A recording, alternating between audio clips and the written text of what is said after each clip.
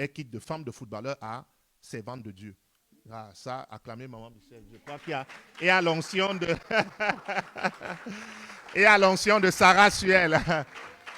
Recevez la grâce. Je vous donne des clés parce que ce sont des choses qui amènent souvent des conflits.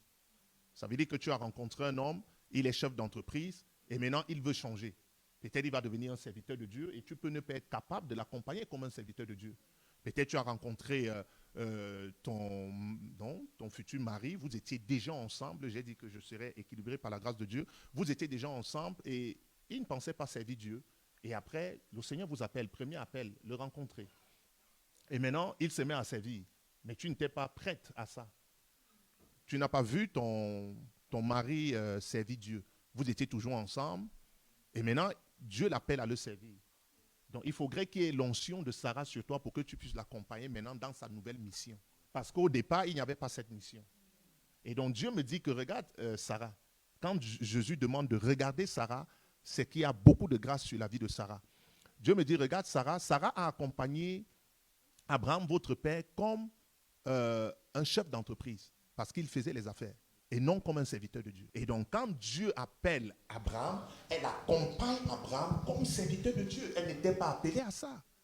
Elle n'était pas préparée à ça. Elle faisait les affaires avec son mari et avec son beau-père, Térak. Mais ce chef d'entreprise qui n'avait jamais connu la famine, connu la faim avec Sarah, parce qu'il était prospère, ils arrivent en Égypte et ils rencontrent la famine parce que ça, c'est maintenant l'appel. Donc, les mariés qui n'ont jamais eu faim, qui ont toujours eu les moyens, quand Dieu les appelle, ils rencontrent maintenant la famine. Donc cette femme doit changer son caractère pour pouvoir accompagner le nouveau Abraham. Elle doit se bonifier, elle doit être disponible, elle doit accepter l'appel de son mari, de son nouveau mari. Parce que son mari était un chef d'entreprise. Maintenant, Dieu l'appelle comme un prophète père des nations.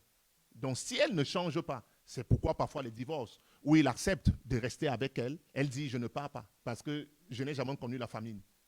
Je ne marche pas par la foi parce qu'aller en Égypte veut dire que j'aurai faim. Et on peut arriver là-bas et on nous garde en captivité. Ou aimer son mari et dire, mon mari, je vais te suivre. Même si nous avons faim en Égypte, je t'accompagne parce que Dieu t'a appelé. Je me suis engagé à te suivre et à t'accompagner parce que la femme est une aide. Donc aide-la, ce n'est pas seulement dans une direction. Parce que dans la vie, il y a des changements. Donc je vais continuer à t'accompagner. Comme c'est Dieu qui t'appelle, je vais t'accompagner.